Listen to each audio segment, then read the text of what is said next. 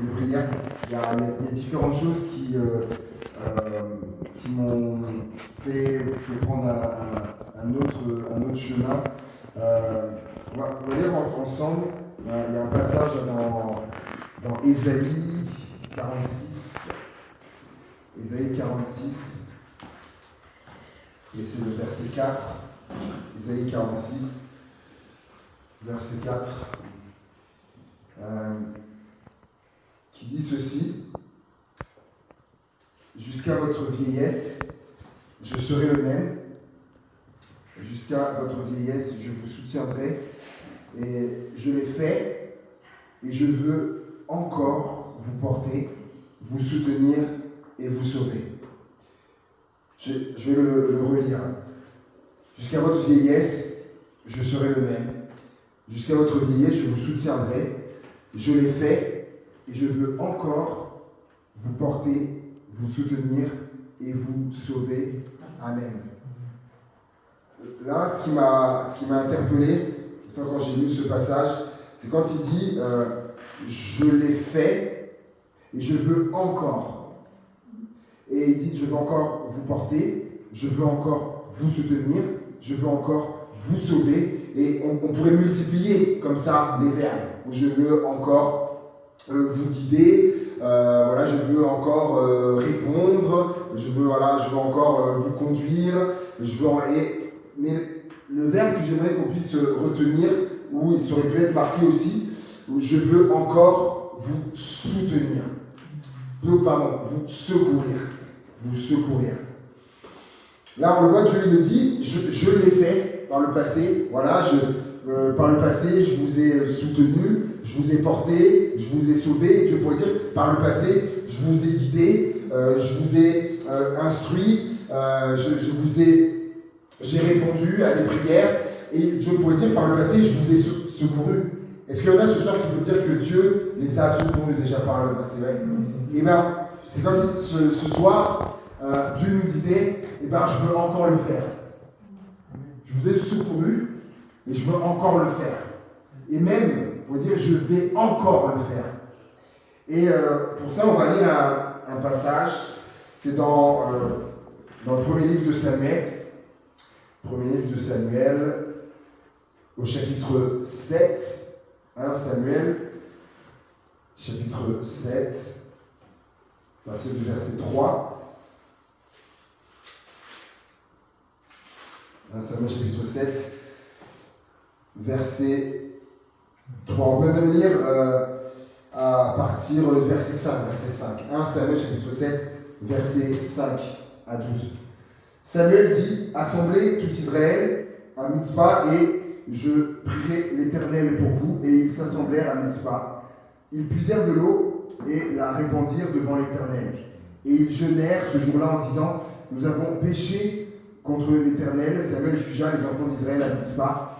Les Philistins apprirent que les enfants d'Israël s'étaient assemblés à Mitzpah et les princes des Philistins montèrent contre Israël. À cette nouvelle, les enfants d'Israël eurent peur des Philistins. Et tu en as parlé tout à l'heure dans ta prière, il peut y avoir des peurs, etc. Et ils dirent à Samuel: ne cesse point de crier pour nous à l'Éternel notre Dieu, afin qu'il nous sauve de la main des Philistins.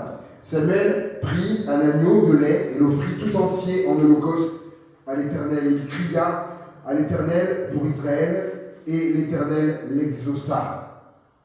Ça intéresse quelques-uns d'être exaucés. Ça intéresse. Pendant que Samuel offrait l'holocauste, les Philistins s'approchèrent pour attaquer Israël. L'Éternel fit retentir en ce jour son tonnerre sur les Philistins et les mit en déroute.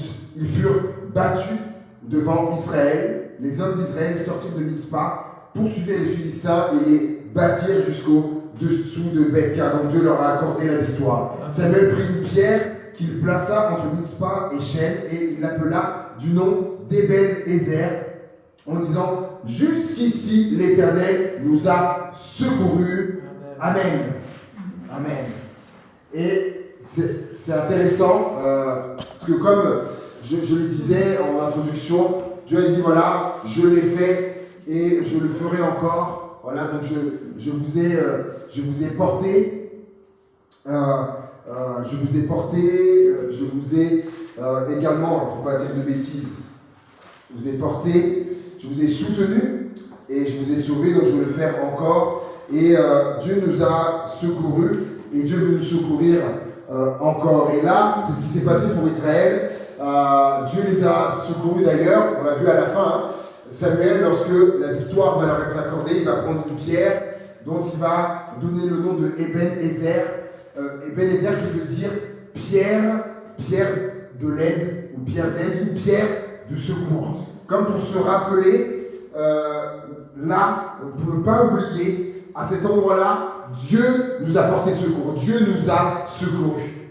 Et juste rapidement, on peut voir ensemble ce qui s'est passé, ce que Samuel a fait. On l'a lu en verset 5, il est dit, Samuel dit, assemblez tout Israël à Mitzpah et je prierai l'Éternel pour vous. C'est la première chose. Avant aussi de voir Dieu nous secourir, etc., la première chose, c'est la prière. Et on le verra dans plein de choses, et même pour ne pas dire tout, le point de départ, c'est la prière. C'est la prière, ça commence par là. Voir le secours de Dieu, la délivrance, la victoire, peu importe, mettez-y les mots, le point de départ, c'est la prière, on le voit. Il n'y a pas eu autre chose avant, c'est la prière. Et ce qui est intéressant, c'est qu'il y a autre chose, il va dire, donc il s'assemblait à Mitzpah, verset 6, ils puisèrent de l'eau et la répandirent devant l'Éternel. Ils puisèrent de l'eau.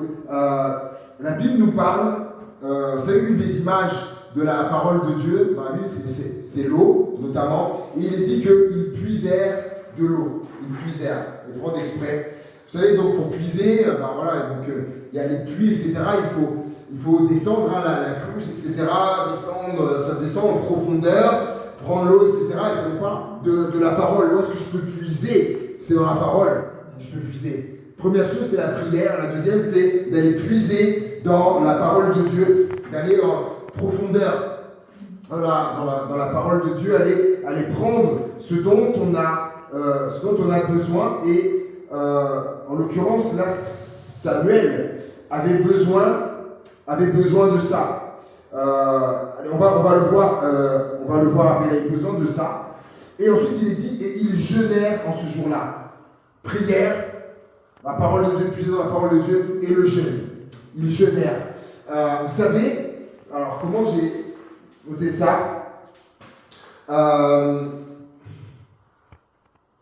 On voit que dans la parole de Dieu, le jeûne a changé bien des situations dans la parole de Dieu. L'exemple, il y en a plusieurs, l'exemple qui m'est venu très marquant pour moi, c'est Esther. C'est Esther. Pourquoi Esther? Parce que c'était une situation où il y avait besoin du secours. Il y avait un génocide qui avait été lancé pour les Juifs, quoi. Et Esther, vous connaissez pour beaucoup cette histoire, où elle va jeûner 3 jours avant d'aller voir le roi, et elle va demander aussi à tout le monde de jeûner également. Vous avez besoin du secours de Dieu. Et vous savez comment Dieu est intervenu, ce serait trop long là à parler, mais Dieu les a secourus. Et je vais vous dire, et il y a certaines situations qui nécessitent le jeûne. Quand ce papa est venu avec cet enfant, que selon les versions qui étaient lunatiques ou autres, voilà, qui se jetait dans l'eau, dans le feu, les disciples n'ont pas réussi. Jésus leur dira après, déjà, c'est par votre incrédulité. En fait, déjà, les disciples, ils n'y croyaient pas. Donc déjà, ça commençait mal. Et ensuite, il leur dira que cette sorte de démon ne sort que par le jeûne et la prière.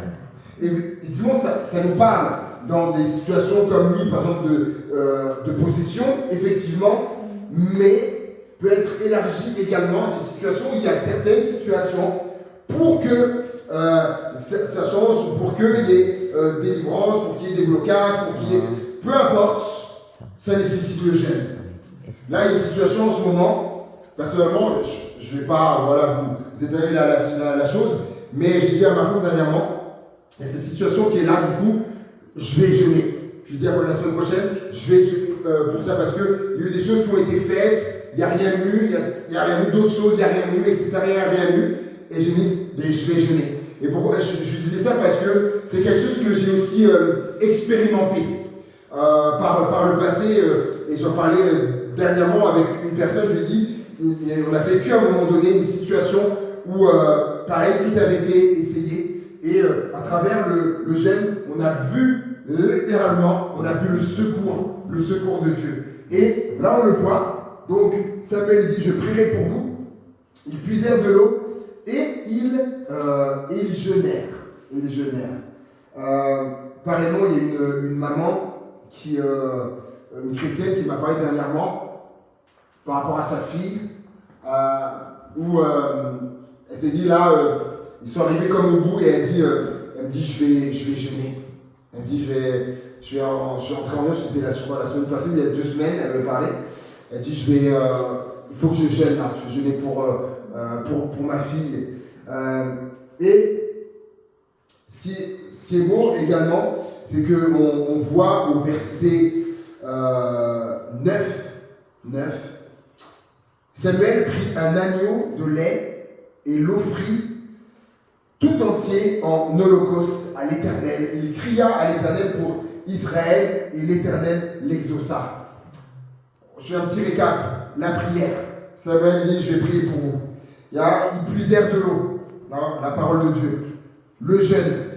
Et là, il va prendre un agneau de lait, qu'il va offrir en holocauste, tout entier, le texte, tout entier. Vous savez qui est l'agneau de Dieu, qui ôte le péché du monde. Ça, c'est Jean qui nous parle de l'agneau de Dieu qui ôte le péché du monde. Mais Ésaïe nous parle également de l'agneau, dans Ésaïe 53, il parle de l'agneau muet. Et dans Apocalypse 5, c'est Jean maintenant qui nous parle de l'agneau immolé. Et comment ne pas, on le sait bien sûr que c'est la référence à Jésus, mais simplement comme pour ne pas oublier que dans tout ça, il faut qu'il y ait le sacrifice de Jésus. Vous savez, Jésus s'est offert en sacrifice pour que nous puissions être secourus. Je leur dis, Jésus s'est offert en sacrifice pour que nous puissions être secourus. Et d'ailleurs, c'est tout entier. Vous avez vu un agneau tout entier. Pourquoi? Parce qu'à l'époque, des fois, ils offraient que des parties de l'animal, etc. Non, là, agneau tout entier. L'agneau tout entier. Comme Jésus s'est offert tout entier pour nous. Et si on peut avoir aujourd'hui part au secours de Dieu, c'est parce que Jésus s'est offert tout entier. Amen. Et là également, et il est dit, ensuite, il offrit tout entier en holocauste et il cria à l'Éternel pour Israël. Donc je récapitule. Samuel, la prière, puiser dans la parole de Dieu, le jeûne, le sacrifice de Jésus. Il dit, et il cria à l'Éternel. Oui, des fois, il nous faudra crier à Dieu. Parce qu'il y a des choses là où en fait, ça passe par là, de crier à Dieu. Et il est dit, et l'Éternel l'exauça. Dieu leur a donné la victoire. Et si vous regardez l'ennemi qui est venu attaquer, donc les Philistins qui sont venus l'attaquer, ils sont venus l'attaquer après la troisième chose, au verset 7. Donc après avoir prié, après avoir puisé de l'eau pour la parole de Dieu, et après s'être mis en jeûne, c'est là, c'est pas le hasard, c'est là que l'ennemi est venu les attaquer. Vous savez, ben oui, parce que le diable, il sait que lorsqu'il y a la prière qui est là, il y a la parole de Dieu qui est là, et qu'il y a le jeûne qui est là, l'ennemi sait que ça bouge, ça tombe. Donc l'ennemi, il va pas rester là à nous regarder. Ah oui, c'est bien, tiens. Il s'est mis en prière, etc. Ça y est, il s'est mis à puiser dans la parole, et ça, il s'est mis dans le jeûne et tout. L'ennemi va nous regarder, tiens, ben oui, tiens, non. C'est à ce moment-là que l'ennemi est venu attaquer Israël. Et juste ça pour vous laisser ça, que d'être alerte sur ça, que lorsqu'il y a des choses comme ça, l'ennemi qui vient, on dit, mais nous, tout de suite, des fois, on ne verra pas que c'est l'ennemi. Tiens, il y a telle chose qui arrive, il y a telle chose qui vient, il y a telle chose. Je partageais dernièrement qu'il y a une chrétienne qui, à un moment donné, c'était vraiment comme Samuel. Il y avait une situation qui nécessitait le secours de Dieu, et du coup, elle s'était mise à prier, retour dans la parole de Dieu, etc. Et étonnamment, il y a, comment dirais-je, elle a commencé à subir toutes sortes de choses. Il y avait quelque chose qu'elle a depuis je ne sais pas combien de temps. Et elle a, ce truc s'est brisé, pour qu'elle 750 €. C'est brisé alors que pendant des années, il n'y avait rien eu. Et là, elle était entrée vraiment dans un combat, et ce truc qui est d'une grande valeur se brise. Son enfant qui tombe malade, autre chose qui arrive, etc.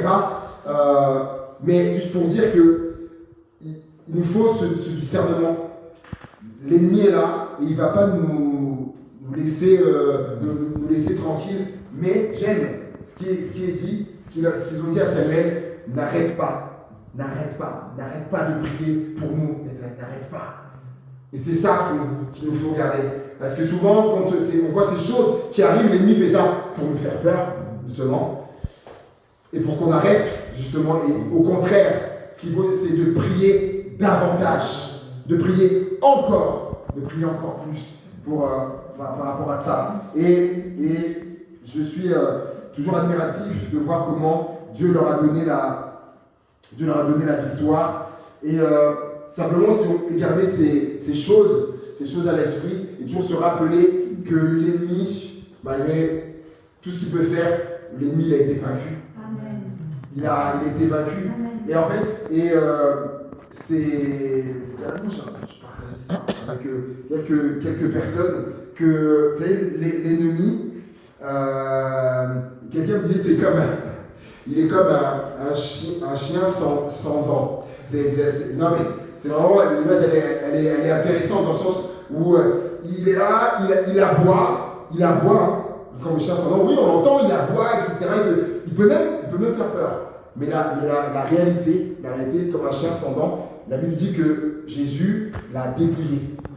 Il a dépouillé, en fait. Il a dépouillé. Donc, en fait, maintenant, ce qui lui reste, en fait, les armes qu'il avait, Jésus l'a dépouillé de ça. Donc, ce qui lui reste maintenant, c'est d'essayer de nous faire peur, de nous intimider. Voilà des choses comme ça. Mais rappelons-nous qu'il a été vaincu, il a été dépouillé. Donc, lui, il pourrait, parce qu'il fera quand même, il agira. Mais rappelons-nous que Dieu nous donne les armes de la victoire. Amen. La victoire. On a eu là la prière, je le rappelle, la prière, d'aller puiser dans la parole de Dieu, le jeûne, le sacrifice de Jésus. Et qu'on puisse faire comme Samuel également, comme cette pierre de se souvenir Eben-Ezer.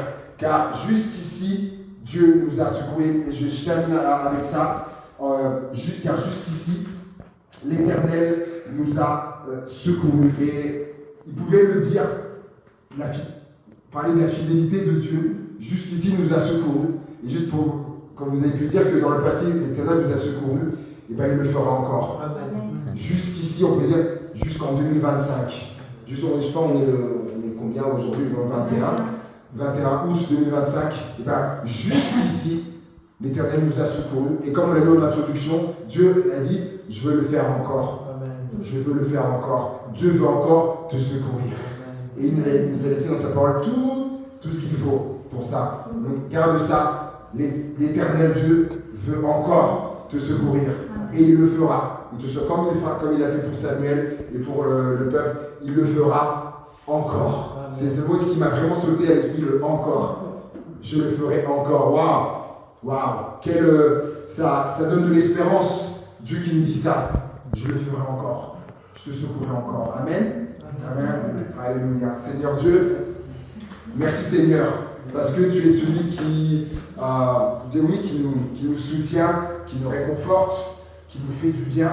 Et c'est vrai que tu l'as fait par le passé, Seigneur, mais tu nous rappelles que tu le feras encore. Comme tu as secouru Samuel et tout le peuple qui était là, tu les as secourus, Seigneur. Et bien, tu nous montres que ce que tu as fait par le passé, tu le fais encore et tu le feras. Et tu le feras encore. Alors merci de sceller cette parole dans nos cœurs, de nous rappeler les étapes de ce qu'a fait Samuel, Seigneur aussi. Et on veut s'attendre à toi. Dans les situations qui sont les nôtres, nous qui avons besoin du secours, Seigneur, on veut faire comme bien de placer comme un hôtel, comme une pierre, c'est symbolique. Et de dire oui, jusqu'ici l'Éternel nous a secourus. Et il le fera encore. Oui, garde ça dans ton cœur, mon frère, ma soeur, que Dieu va encore te secourir. Il n'est pas à court. Il lui reste encore. Et chaque matin, ses bontés se renouvellent. Donc demain matin, demain encore, ses bontés vont se renouveler. Et son secours qui fait partie de ses bontés, va se renouveler encore. Au nom de Jésus. Garde cette parole en ton cœur, au nom de Jésus. Amen.